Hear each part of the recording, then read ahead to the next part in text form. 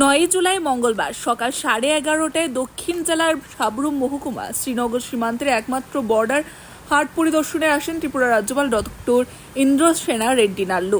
ভারতের বিভিন্ন ব্যবসায়ীগণের সাথে বাংলাদেশের মৎস্য ব্যবসায়ী, শুটকি ব্যবসায়ী এবং লোকাল উৎপাদিত সবজি ব্যবসায়ীদের সাথে কথা বলেন বাংলাদেশের ফেনী জেলার এডিএম এর সাথে।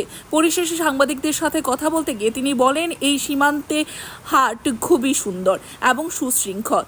তিনি সীমান্ত হাটের সার্বিক সাফল্য কামনা করেন এবং দুই দেশের মানুষদের মধ্যে পারস্পরিক সম্পর্ক যেন আরও সুদৃঢ় থাকে সেই দিকে লক্ষ্য রাখার আহ্বান জানান। তাছাড়াও সীমান্ত হাটের বেশ কিছু জায়গায় কাঁটাতারের বেড়া দিতে বা বেড়া ছিঁড়ে যায় এই সম্পর্কে সাংবাদিকদের এক প্রশ্নের উত্তরে রাজ্যপাল ডক্টর ইন্দ্রসেনা রেড্ডি নাল্লু বলেন, এই বিষয়টি নিয়ে অবশ্যই কথা বলবেন। উল্লেখ্য 13 জানুয়ারি 2015 সালে শ্রীনগর সীমান্তে বর্ডার হাট চালু হয়। রাজ্যপাল ডক্টর ইন্দ্রসেনা রেড্ডি নাল্লু সীমান্ত হাটে আসাকে কেন্দ্র করে গোটা সাবরুমের পুলিশ প্রশাসন ও ভারতীয় সীমান্ত রক্ষী বাহিনীর জওয়ানরা তার নিরাপত্তার জন্য বিশেষ সতর্কতা অবলম্বন করে। ত্রিপুরার রাজ্যপাল ডক্টর ইন্দ্রসেনা রেড্ডি নাল্লু সফর নিয়ে সীমান্ত গ্রামগুলিতে ছিল বিশেষ নিরাপত্তা ব্যবস্থা। Bureau report, Tripura news 8।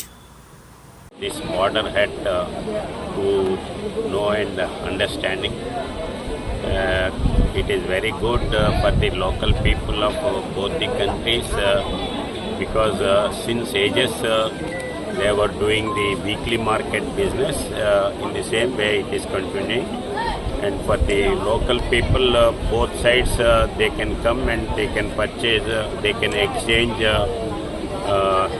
interstate, intercountry items. Mainly the items prepared and produced locally, whether it is eatable items, snacks, or the local produce of fruits, vegetables, and handmade products that I have seen. And I am happy both the countries with coordination they are doing this, maintaining this one very neatly, and thank you. यहाँ पर जो sir तारबंदी है कुछ जगह से वो टूट गया, तो इसको अपग्रेडेशन करने के बारे में कुछ हो सकता है क्या? अभी मैं बाकी के ऑफिसर से बात करूंगा। बात करने के बाद if anything such type of things it comes to me, I will speak with concerned officers. Thank you.